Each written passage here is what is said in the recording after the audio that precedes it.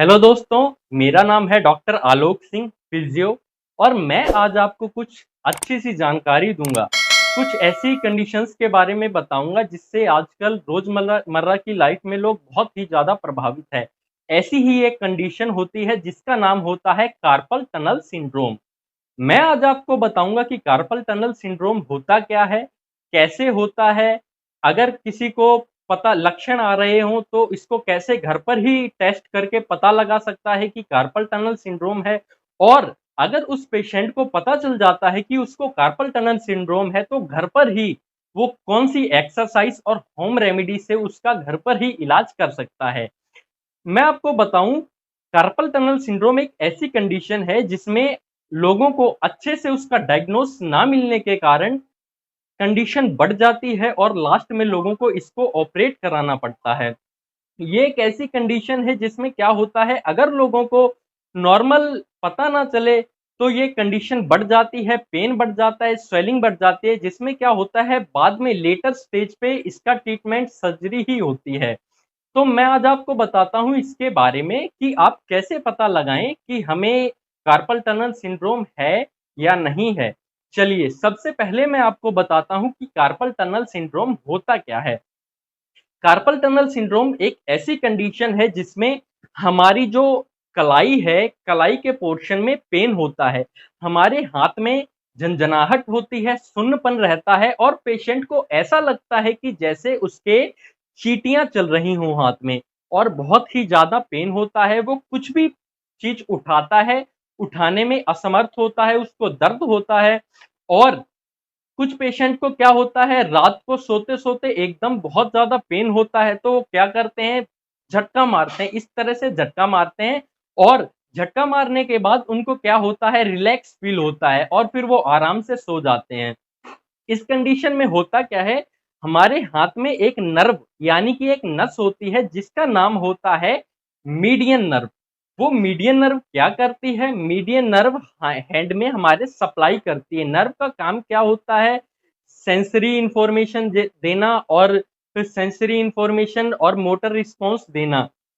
तो क्या होता है, उस नर्व में स्वेलिंग आ जाती है, इन्फ्लामेशन हो जाता है और कंप्रेशन हो जाता है, जिसके कारण क्या होता है, लोगों को पेन होता है, झंझनाहट होता है और सुन्नपन होता है। ऐसी कंडीशन में मोस्टली बहुत फिजियोथेरेपी ओपीडी में हमारे पास पेशेंट आते ही रहते हैं ये कंप्लेंट लेके कि हमारे हाथ में बहुत ज़्यादा पेन है डॉक्टर साहब, यहाँ पर हमारे सुन्नपन रहता है, कुछ सामान उठा उठा रहे हैं तो उठा नहीं पा रहे हैं। तो हम उनका डायग्नोसिस करते हैं और बताते हैं कि कहीं आपको कार्पल टनल सिंड्रोम तो नहीं है। हमने ये तो जान लिया कि कार्पल टनल सिंड्रोम होता क्या है। अब हम सबसे पहली बात ये भी जानते हैं कि इसके कारण क्या है और किन कारणों से ये होता है। सबसे पहला कारण होता है इसका रिपीटेड ओवर यूज़। इसका मतलब है कि ज़रूरत से ज़्यादा अगर कलाई का इस्तेमाल किया जाए और इसका बार बार यूज़ किया जाए तो क्या होता है, नर्व में इंजरी हो जाती है, चोट लग जाती है या स्वेलिंग आ जाती है, जिसके कारण ये कार्पल टनल सिंड्रोम में डेवलप हो जाता है। दूसरा कारण होता है कभी भी गिरे हों या चोट लगी हो तो आपकी कलाई में चोट लगने के कारण मीडियन नर्व में कंप्रेशन आया हो या इंजरी हुई हो, तो ये दूसरा कारण होता है आपके कार्पल टनल सिंड्रोम डेवलप होने का। तीसरा कारण क्या होता है, जो प्रेग्नेंट फीमेल्स जो होती हैं मोस्टली उनको भी उनके लास्ट थर्ड ट्राइमेस्टर में भी ये कॉम्प्लिकेशन होता है कि उनको हो सकता है। अगर आपका थायराइड लेवल लो है तो भी आप इसका शिकार हो सकते हैं, मतलब कि आपको हो सकता है कार्पल टनल सिंड्रोम। अगर आप मोटापा है आपको, अगर यदि आप मोटे हैं, ओबेसिटी है, तो आपको कार्पल टनल सिंड्रोम आसानी से डेवलप हो सकता है। ये निम्न कारण थे जो कारण नॉर्मल थे जिसके कारण आपको कार्पल टनल सिंड्रोम डेवलप हो सकता है। मोस्टली क्या होता है, कई बार पेशेंट जो होता है पूरी रात अपने हाथ को अपने सर के नीचे रखकर सो गया। अब जब क्या होता है, हाथ को सर के नीचे रख के सोने से कंप्रेशन आ जाता है कलाई में मीडियन नर्व में, उस कंप्रेशन के आने के कारण जो सप्लाई होती है उसमें गड़बड़ आ जाती है और पेशेंट के पेन होता है, झंझनाहट होती है, सुन्नपन होता है। फिर जब वो रात में ही उठते हैं बीच में तो उनको दर्द होता है, झुंझनाहट होती है, तो वो झटकते हैं हाथ को। कई बार सुबह उठते हैं तो देखते हैं पूरे हाथ में सुन्नपन है, दर्द है, झंझनाहट है। तो ये काफ़ी सारे कारण हैं आपको कार्पल टनल सिंड्रोम होने के। ये बहुत सारे कारण थे, और भी कई कारण हो सकते हैं। कभी आप कोई भी मूवमेंट की, जैसे कोई फैक्ट्री वर्कर्स है जो भारी सामान उठा रहे हैं, बार बार रिपीटेटिव मूवमेंट कर रहे हैं, तो उनको भी हो सकता है। जैसे कंप्यूटर ऑपरेटर्स होते हैं, उनका काफ़ी 8-8 9-9 घंटे तक लगातार बैठ के इस तरह से कीबोर्ड पे काम करते हैं, तो क्या होता है उनकी कलाई में कंप्रेशन आ जाता है, जिसकी वजह से मीडियन नर्व दब जाती है और उनको कार्पल टनल सिंड्रोम डेवलप हो सकता है।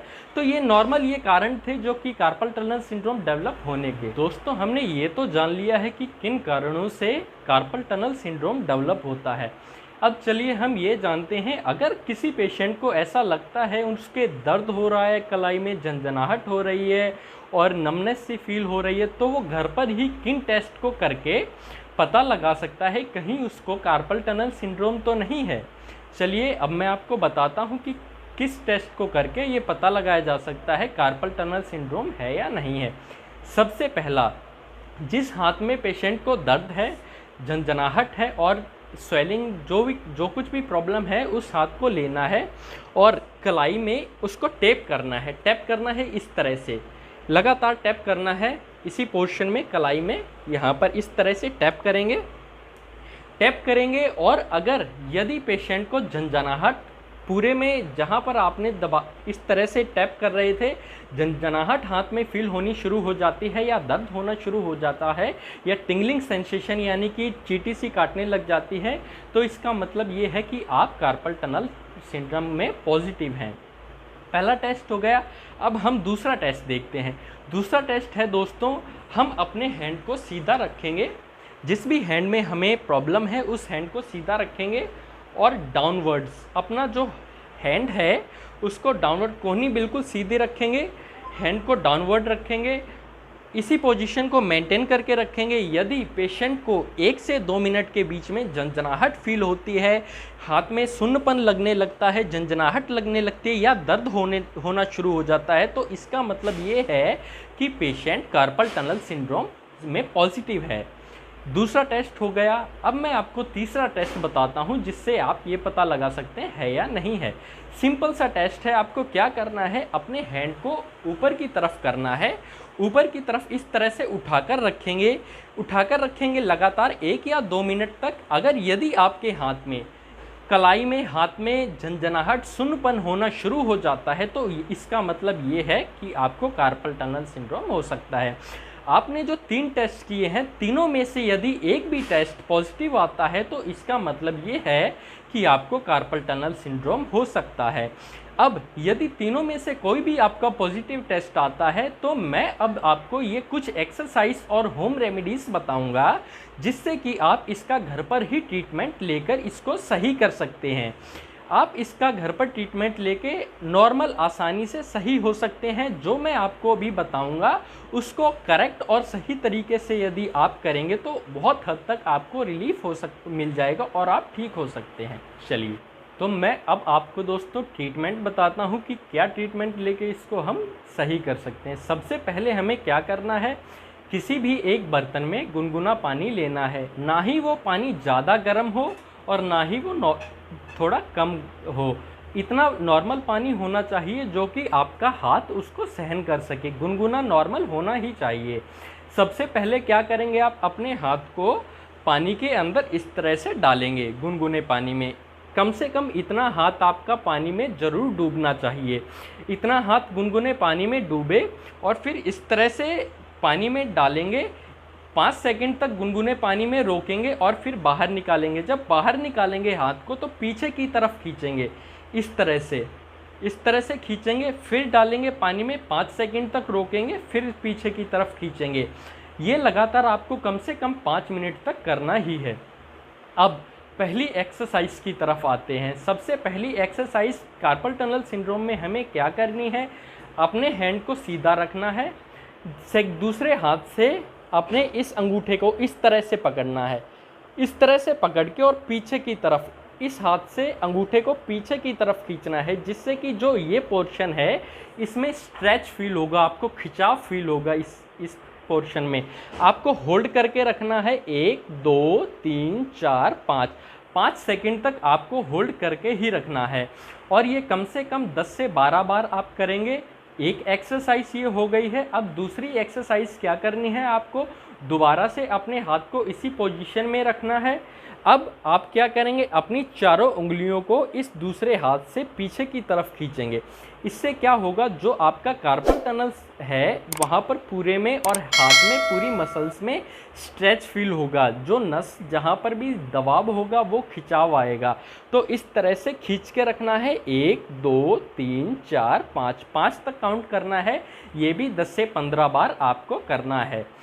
2 एक्सरसाइज हो चुकी हैं हमारी। एक अंगूठा खींचना है पीछे और एक हाथ खींचना है। तीसरी एक्सरसाइज क्या है, नॉर्मल मूवमेंट है, मैं आपको करके दिखाता हूँ, आपको याद रखना है। हैंड सीधा रखेंगे सबसे पहले फर्स्ट स्टेप, सेकंड स्टेप में इस तरह से करना है, थर्ड स्टेप, फिर फोर्थ स्टेप, फिर 5 स्टेप। सबसे पहले मैं अब आपको रिपीट करता हूँ। 1 2 3 4 5 रिलैक्स। इस एक्सरसाइज को करने से क्या होगा, जो मीडियन नर्व है आपके जहाँ से कार्पल टनल से जा रही है, तो वहाँ से बार बार वो मूवमेंट होगा, तो जहाँ भी कंप्रेशन या दबाव होगा वो खुलेगा। 3 एक्सरसाइज हो चुकी हैं। मैं आपको फोर्थ एक्सरसाइज बताता हूँ। फोर्थ एक्सरसाइज में क्या करना है, आपको कोई भी एक रबर बैंड लेना है। रबर बैंड को आपको अपनी फर्स्ट थर्ड फिंगर्स में डालना है, पहली 3 उंगलियों में और अंगूठे में।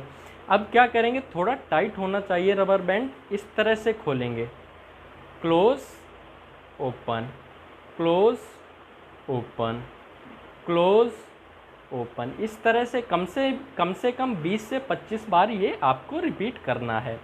अब मैं आपको 5th एक्सरसाइज बताता हूँ। 5th एक्सरसाइज बताऊँगा मैं।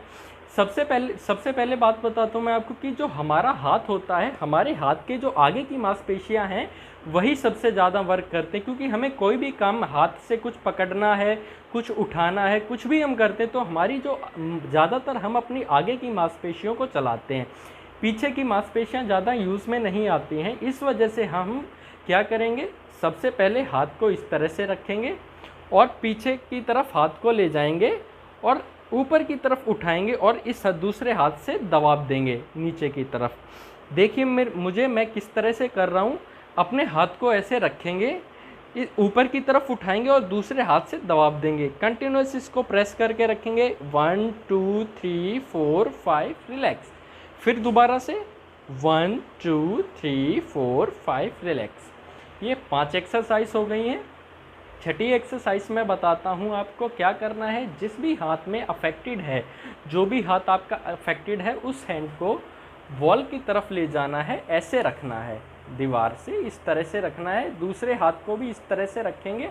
अब जिस हाथ में आप ट्रीटमेंट ले रहे हैं, जिस हाथ का, उस हाथ को, गर्दन को उससे दूसरी तरफ लेके जाना है। 1 2 3 4 इस तरह से आप 5 बार 5 टाइम्स करेंगे, फिर 5 टाइम्स करेंगे। इस तरह से 5 बार आप 5 टाइम्स करेंगे ये एक्सरसाइज। 6 एक्सरसाइज हो चुकी हैं आपकी। अब नेक्स्ट क्या है, अब मैं आपको बताता हूँ छठी चीज़। 6 चीज़ क्या है, आप जहाँ से आपको दर्द हो रहा है, आप क्या करेंगे, कोई भी जेल ले लेंगे कोई भी आप, या फिर ऑयल ले लेंगे, कुछ भी लेके हैंड में यहाँ पे इस जगह पे रखेंगे और दवा प्रेस करेंगे अच्छे टाइट से, नीचे की तरफ प्रेस करके लाएंगे। कार्पल टनल से होते हुए हाथ को इस तरह से घुमाएंगे, यहाँ तक लाएंगे। फिर दोबारा से यहाँ पर रखेंगे, टाइट दबाएंगे, नीचे की तरफ आएंगे, यहाँ पर आएंगे, कार्पल टनल से होते हुए टाइट इस तरह से लेके जाएंगे।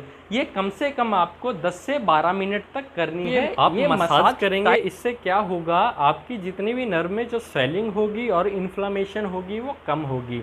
अब जो भी ये मैंने आपको 6 एक्सरसाइज और होम रेमेडी बताई हैं, अगर आप इसको रेगुलर और कंटिन्यूअस बेसिस पे करेंगे तो आपके कार्पल टनल सिंड्रोम में बहुत ही अच्छी रिकवरी और बहुत ही जल्दी रिकवर हो जाएगी आपकी जो डिसीज़ है, अगर आप रेगुलर बेसिस पे करेंगे तभी। और मैं आपको ये और बताना चाहता हूँ कि कुछ ऐसे पेशेंट, ये जो भी मैंने आपको एक्सरसाइज बताई हैं, ये किन लोगों को कम यूज़ में आएगी, मतलब किन लोगों को इससे कम फ़ायदा होगा। सबसे पहले जो भी लोग 50 साल से ज़्यादा की उम्र के हैं उनको इन एक्सरसाइज से थोड़ा कम फ़ायदा मिलेगा। जिन लोगों को ये कंडीशन 10 महीने से ज़्यादा से है उनको ये कम फ़ायदा करेगी एक्सरसाइजेस। और जो मैंने आपको एक टेस्ट बताया था, इस तरह से हाथ करके और नीचे करेंगे, तो अगर जिन लोगों को 30 सेकंड से जल्दी अगर हाथ में झंझनाहट और सुन्नपन हो जाता है, उन लोगों को इन एक्सरसाइज से थोड़ा कम फ़ायदा मिलेगा। और जिन लोगों को हाथ में अगर मुट्ठी खोलते और बंद करते यदि कोई भी एक उंगली अटक जाती है, तो ऐसे लोगों को ये एक्सरसाइज थोड़ा कम फ़ायदा करेगी। कुछ मैं टिप्स आपको बताता हूँ कि क्या चीज़ें अवॉइड करनी है और क्या चीज़ें करनी है। सबसे पहले आपको, जो घर पे औरतें हैं, अगर किसी फीमेल को ये प्रॉब्लम है तो वो जितना ज़्यादा हो सके ठंडे पानी से बचें। ठंडे पानी से बचेंगे तो ठंडे पानी का इस्तेमाल कम करें। दूसरी बात, सॉफ्ट टच का यूज़ करें, यानी कि कोई भी चीज़ अगर पकड़ें तो ज़्यादा उसको टाइट ना पकड़ें, ज़्यादा टाइट ना दबा के रखें। जैसे कि जो एम्प्लॉयज़ हैं कीबोर्ड वगैरह यूज़ करते हैं, ज़्यादा हार्ड टच ना करें, सॉफ्ट टच यूज़ करें। और जो लोग कोई भी सामान वगैरह भारी उठाएं तो काफ़ी टाइट दबा के ना उठाएं। ये सारी चीज़ें जो हैं, ये सारी जो टिप्स हैं, इनको करें और जो मैंने आपको एक्सरसाइज बताई हैं उनको करें, तो आप बहुत ही जल्दी अपने कार्पल टनल सिंड्रोम से रिकवर हो सकते हैं। अब मैंने जितनी भी आपको चीज़ें बताई हैं, अगर आप कार्पल टनल सिंड्रोम से अफेक्टेड हैं या फिर आपको परेशानियां हैं इस चीज़ से, तो आप ये सारी एक्सरसाइज करें। जितनी भी मैंने आपको रेमेडीज़ बताई हैं ये सारी करें, आपको बहुत ही बढ़िया तरह से और बहुत ही जल्दी रिकवरी होगी। और अगर मैंने आपको जो चीज़ें बताई हैं उससे आपको फ़ायदा होता है और आपको यदि मेरी बताई हुई चीज़ें अच्छी लगती हैं, तो कृपया करके मेरा चैनल जो है वो सब्सक्राइब करें और वीडियो को लाइक करें। धन्यवाद।